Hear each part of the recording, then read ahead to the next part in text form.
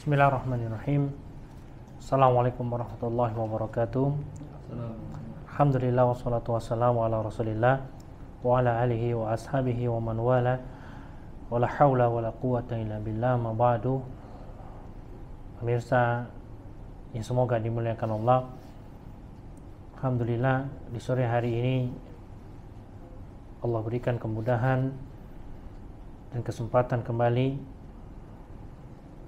untuk kita melanjutkan pembahasan di dalam bab muamalah, dan kita sampai pada pembahasan yang semoga Allah berikan kemudahan serta ilmu yang bermanfaat. Yang kita bahas kali ini adalah tentang kesepakatan dalam bermuamalah atau bertransaksi atau berjual beli. Pada setiap akad itu pasti ada yang namanya kesepakatan. Bisa kesepakatan itu berkaitan dengan zat akad itu sendiri, ya, seperti kesepakatan harga, kemudian kesepakatan zat atau ain dari barangnya. Adanya dia kesepakatan itu bersifat tambahan, ya, seperti teknis pengiriman, penerimaan misalkan. Nah, tidak semua kesepakatan dalam transaksi itu diperbolehkan, ya. Terkadang ada orang membuat kesepakatan yang bertentangan dengan konsekuensi akad atau bertentangan dengan aturan syariat. Sehingga ada beberapa rambu-rambu dalam masalah kesepakatan yang harus kita pahami. Di antara rambu-rambu tersebut adalah yang pertama, ketika seseorang melakukan transaksi, ada dua aturan yang mengikat. Ada dua aturan yang mengikat dalam transaksi kita. Yang pertama aturan syariat yang sudah kita bahas panjang lebar sebelum pertemuan ini. Artinya, selama tidak melanggar aturan syariat, kesepakatan itu masih diperbolehkan. Dan kemudian, ya, apa yang maksud dengan aturan syariat tersebut? Dia tidak bertentangan dengan Al-Quran dan As-Sunnah, tidak bertentangan dengan perintah Allah dan perkataan Rasulullah SAW, tidak bertentangan dengan prinsip-prinsip syariat, ya. Yang kalau mau kita rumuskan aturan itu, ya, adalah jangan sampai ada ribanya, jangan sampai ada ketidakjelasannya, jangan sampai ada kezaliman di dalamnya. Ini tiga hal yang mengerucut pada permasalahan transaksi yang bisa dikatakan itu melanggar syariat. Adanya riba, adanya ketidakjelasan, dan adanya kezaliman. Ini sudah kita bahas, ya. Kemudian aturan kedua yang mengikat ketika seseorang bertransaksi adalah aturan berupa kesepakatan antar pelaku akad. Seperti teknis pembayaran, tunai atau kredit misalkan, ya. Kemudian penyerahan barangnya bagaimana, yang sifatnya masalah teknis. Maka kesepakatan seperti ini yang dia sifatnya teknis, yang antar pelaku akad, ya, antara penjual dan pembeli, hukum asalnya adalah mubah, diperbolehkan, ya, selama tidak melanggar aturan syariat. Jadi kesepakatan antara penjual dan pembeli ini hukumnya adalah mubah, ya, selama tidak melanggar aturan syariat. Nah, dan ini pendapat mayoritas ulama. Allah Ta'ala berfirman di surah Al-Maidah ayat pertama, ya ayyuhalladzina amanu aufu bil uqud. Wahai orang-orang yang beriman, penuhilah semua perjanjian kalian, ya. Jadi aturan yang mengikat antar sesama pelaku akad, ya, antar penjual dan pembeli, itu hukum asalnya adalah mubah yang mereka buat sendiri selama tidak melanggar aturan syariat. Taib. Ini rambu yang pertama ya. Nah, jadi ketika seseorang melakukan transaksi ada dua aturan yang mengikat. Ini aturan syariat dan aturan yang dibuat sendiri oleh para pelaku akad itu sendiri. Yang pertama ini bersifat mutlak, tidak boleh dilanggar ya, tidak boleh ada riba, gharar dan kezaliman. Yang kedua ini mengikat dalam hal boleh silakan kalian bersepakat bagaimanapun bentuknya selama tidak melanggar aturan syariat. Ya, jelas poin pertama ini. Kemudian rambu kedua adalah setiap muslim wajib memenuhi setiap kesepakatan yang dibuat ya. Rasulullah sallallahu alaihi wasallam bersabda, al-muslimuna ala syurutihim. Seorang muslim ya, para kaum muslimin itu harus memenuhi setiap syarat perjanjian di antara mereka. Nah, jadi apabila sudah ada kesepakatan, sudah ada perjanjian dan dua-duanya sepakat, maka syarat ini menjadi mengikat ya, yang harus ditunaikan oleh kedua belah pihak kesepakatan tersebut. Ini rambu yang kedua ya, kesepakatan itu mengikat. Kemudian ya, aturan yang ketiga atau rambu yang ketiga, setiap kesepakatan yang bertentangan dengan aturan syariat itu tidak boleh diberlakukan. Setiap kesepakatan yang bertentangan dengan aturan syariat itu tidak boleh diberlakukan. Dalam artian dianggap tidak ada. Walaupun kedua belah pihak sama-sama sepakat. Tapi bersepakat di atas kebatilan, bersepakat di atas pelanggaran, bersepakat di atas menyelisihi aturan syariat, ini secara kacamata syariat tidak dianggap ya. Contoh pernah terjadi di zaman Nabi sallallahu alaihi wasallam. Nabi sallallahu alaihi wasallam beliau bersabda, "Man ishtarata syartan laisa fi kitabillahi fa huwa batil. Wa in ishtarata mi'ata syartin, syartullahi ahaqu wa awsaq." Barang siapa yang mengajukan syarat yang bertentangan dengan aturan Allah, maka itu adalah syarat yang batil. Meskipun dia menggunakan 100 syarat, namun kalau itu melanggar aturan Allah lebih berhak dan lebih kuat. Artinya apa? Hukum Allah lebih tinggi dibandingkan kesepakatan yang dibuat manusia ya. Kesepakatan apapun, saling ridho apapun, kalau dibangun di atas pelanggaran terhadap syariat Allah, maka itu tidak dianggap ya, tidak harus ditunaikan. Nah, maka kita belajar bagaimana pembagian kesepakatan dalam muamalah. Imam Ibnu Qudamah Al-Maqdisi rahimahullah di dalam Al-Mughni itu menyebutkan ada 4 macam bentuk kesepakatan dalam akad jual beli ya. Ada 4 macam bentuk kesepakatan dalam akad jual beli. Yang pertama, kesepakatan yang sejalan dengan konsekuensi akad. Kesepakatan yang berjalan dengan konsekuensi akad. Seperti adanya khiyar majelis ya. Khiyar majelis itu hak untuk meneruskan atau membatalkan transaksi selama masih dalam majelis akad ya. Apabila sudah tidak ada majelis akad, maka hak tersebut tidak ada lagi ya. Adanya serah terima, kesepakatan serah terima, kesepakatan cara pembayaran, ini kan sejalan dengan konsekuensi akad ya.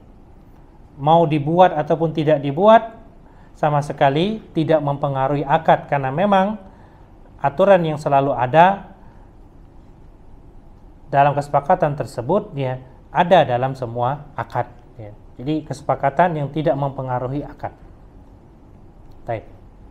Kemudian ya, kesepakatan yang menguntungkan pelaku akad.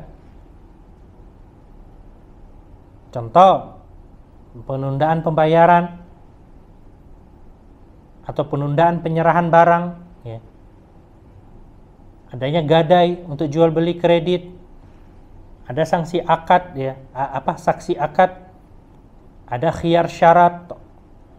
Dalam artian kalau barang ini tidak sesuai dengan spesifikasi yang disebutkan, itu bisa diganti, ya.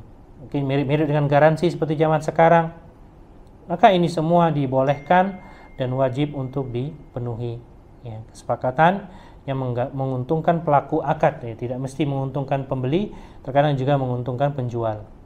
Baik.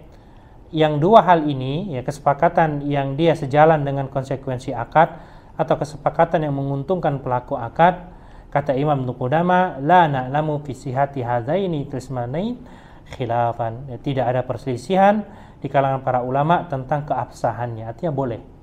Ya, kesepakatan yang sejalan dengan konsekuensi akad ataupun kesepakatan yang menguntungkan pelaku akad. Ini sepakat para ulama diperbolehkan. Baik. Kemudian yang berikutnya, kesepakatan yang bukan bagian dari konsekuensi akad, artinya nggak ada kaitan dengan keberlangsungan akad. Baik. Meskipun tidak bertentangan dengan konsekuensi akad. Jadi dia nggak ada sangkut paut dengan akad, ya, bukan dari bagian konsekuensi akad, tidak harus seperti itu, tapi dibuat syarat seperti itu. Ya, kan nggak ada kaitannya dengan kelangsungan akad. Maka ada dua model, ya. Yang pertama, pelaku akad mensyaratkan untuk mendapatkan manfaat tertentu dari objek transaksi, ya. Contoh, penjual rumah mensyaratkan, ya, untuk menempati rumah yang dia jual sampai akhir tahun misalkan. Nah, ini bagaimana hukumnya? Apakah diperbolehkan? Kemudian yang kedua, adanya akad kedua sebagai syarat dari akad pertama. Jadi ada dua akad. Akad kedua ini menjadi syarat dari akad pertama. Nah, kalau engkau mau jual barang engkau, maka aku akan jual barang milik aku ini. Atau kalau engkau mau menjual barang ini, aku mau menyewakan rumahku ini, ya. Nah, kalau engkau mau memberikan utang kepadaku, maka aku mau menjual barang ini, ya. Kalau engkau ingin berhutang kepadaku, ya, maka nikahkan aku dengan putrimu misalkan. Nah, kata Imam Ibnu Qudamah, syarat seperti ini, fa hadza syartun fasidun yafsadu bihil bai'u sawa'un ishtaratahu al-ba'i awil mushtari. Ya, ini syarat yang fasid, yang merusak akad jual beli. Yafsadu bihil bai'u, ya, merusak akad jual beli, baik yang mensyaratkan pihak penjual ataupun pembeli. Ya, syarat seperti ini tidak diperbolehkan. Nah, ini kesepakatan yang bukan bagian dari konsekuensi akad, tapi diada-adakan, ya. Nah, yang keempat, ya, kesepakatan yang bertentangan dengan konsekuensi akad. Kesepakatan yang bertentangan dengan konsekuensi akad. Ada dua macam, ya. Ada yang dia bertentangan sebagian, sehingga pelaku akad tetap mendapatkan sebagian manfaat dari hasil akad tapi tidak utuh. Jadi ada kesepakatan yang membuat pelaku akad hanya mendapatkan manfaat, ya, sebagian dari hasil akad, tidak menyeluruh karena ada syarat tadi. Contoh, ya, rumah ini aku jual dengan syarat kalau mau dijual lagi tidak boleh dijual kepada non-muslim misalkan. Atau kalau mau dikontrakkan tidak boleh dikontrakkan kepada non-muslim. Saya mau jual rumah ini kepada Anda dengan syarat Anda tidak boleh menjualnya kepada non-muslim, ya, kalau ingin menjual, atau mengontrakkannya kepada non-muslim kalau ingin dikontrakkan. Maka para ulama berbeda pendapat tentang kesepakatan yang seperti ini, ya. Nah, wallahu a'lam bishawab, ya. Pendapat yang mengatakan sah saja kesepakatan seperti ini, alasannya karena pembeli boleh saja untuk menggugurkan sebagian haknya sesuai dengan yang diminta oleh penjual, ya. Sah-sah saja kalau ada kesepakatan seperti itu menurut sebagian ulama, ya. Baik. Bahkan jumhur ulama mengatakan demikian ya. Imam Abu Hanifah yang mengatakan tidak sah syarat seperti itu. Tapi jumhur ulama mengatakan sah. Nah, kemudian ya, kalau tadi bertentangan dengan sebagian akad, yang jenis berikut ini adalah persyaratan yang bertentangan dengan seluruh konsekuensi akad, sehingga tidak mendapatkan banyak manfaat. Contoh, rumah ini saya jual kepada Anda dengan syaratnya Anda hanya boleh memilikinya sampai mati. Kalau sudah meninggal dunia, maka rumah ini kembali jadi milik saya. Tidak boleh dihibahkan, tidak boleh dijual ke orang lain, tidak boleh disewakan ke orang lain. Jika disewakan atau dijual ke orang lain, maka hasilnya jadi milik penjual pertama. Jadi seperti itu. Rumah ini saya jual kepada Anda. Kalau seandainya ya, Anda ingin menempati rumah ini sampai mati, tidak boleh dijual atau disewakan. Kalaupun Anda jual dan sewakan, hasilnya kembali kepada penjual pertama. Kata Ibnu Qudamah, fahadhihi wa ma asbaha syurutun fasidah. Ini semua ya adalah syarat-syarat yang batil, tidak sah syaratnya. Baik. Syaratnya batil. Apakah akadnya juga menjadi batil? Satu permasalahan ini. Ketika syarat itu batil, apakah akadnya juga menjadi batil? Apakah ada talazum bainahuma, ya, saling mengikat satu sama lain ya, antara syarat dengan akad. Ini syarat yang batil tadi dengan akad yang dikerjakan ya, sehingga mempengaruhi keabsahan akad. Di zaman Rasulullah SAW ada seorang budak namanya Barirah radhiyallahu ta'ala anhu, radhiyallahu ta'ala anha ya. Barirah ini adalah budak mukattab. Mukattab ini budak yang dijanjikan bebas oleh tuannya kalau dia bisa membayar dengan jumlah tertentu. Nah, maka Barirah kata tuannya, kalau engkau membayar senilai 9 uqiyah, 9 uqiyah, maka engkau bebas. Nah,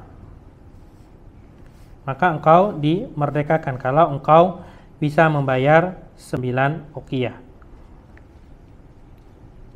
Akhirnya ya, kesepakatannya adalah 1 tahun itu harus bayar 1 uqiyah, dicicil 1 uqiyah.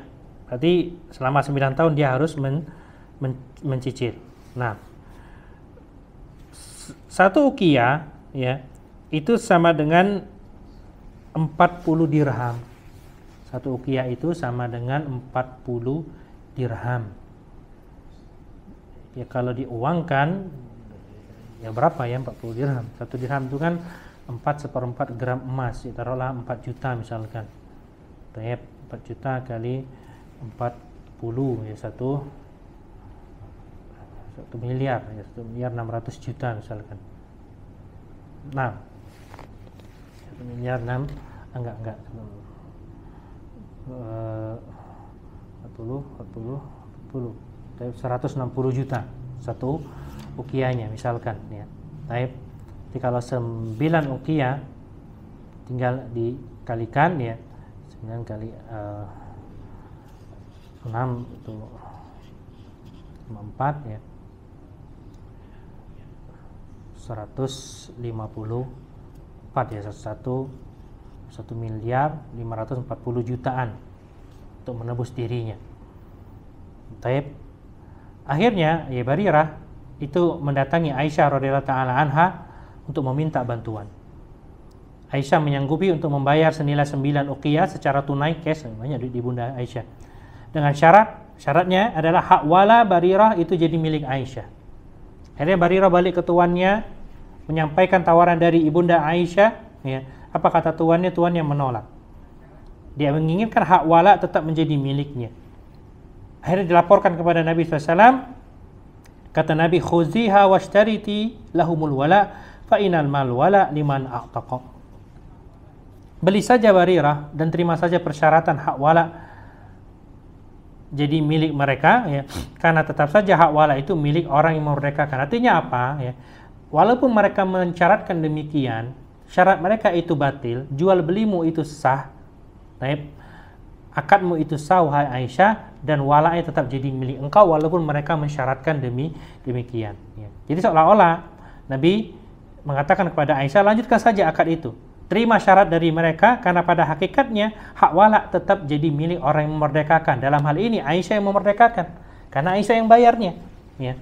Artinya sekalipun disepakati, syarat yang batil itu tidak berlaku karena bertentangan dengan konsekuensi akad. Baik.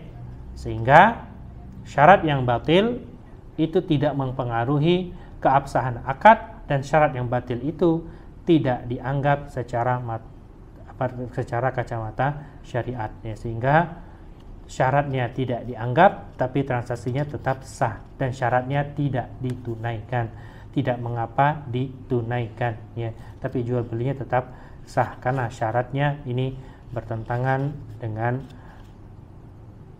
perintah atau aturan syariat. 6, ya. Sehingga, ya, menerima syarat yang batil itu tidak berdosa. Karena kenapa? Syaratnya ini juga nggak berlaku nanti. Ya. Jadi Aisyah itu seolah-olah ya sudah, ya nggak apa-apa. Syarat itu kami terima, ini uangnya, transaksi kita sah, kamu merdeka. Tapi tetap secara kacamata syariat ini hak wala itu tetap milik yang memerdekakan, yaitu Aisyah radhiyallahu taala anha. 6. Contoh kontemporer dalam hal ini, ya, adanya denda ketika terlambat membayar listrik, tagihan listrik atau telepon misalkan. Adanya denda keterlambatan pembayaran rekening listrik ataupun telepon, ya. Denda keterlambatan dalam transaksi yang asalnya adalah hutang, biasanya yang bukan token, ya, yang bukan token, dan sekarang sudah ada listrik token. Ada rekening listrik yang dia sifatnya pakai dulu baru bayar, ya, jadi ngutang dulu, seperti itu. Apapun bentuknya, pakai itu tagihan telepon rumah, tagihan internet, tagihan listrik, ya. Kalau ada denda, itu termasuk riba. Termasuk diantaranya denda pada kartu kredit dan utang piutang pada umumnya.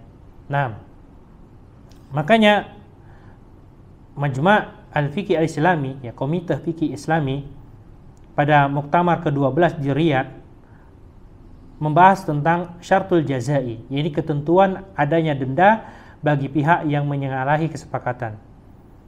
Menghasilkan beberapa poin fatwa, ya, keputusan diantaranya yajuzu anistarita syartul jazai fi jami'il uqudil maliyah ma'adal uqudil lati yakunul iltizamul asli fiha dainan fa inna hadza minar riba as-sarih.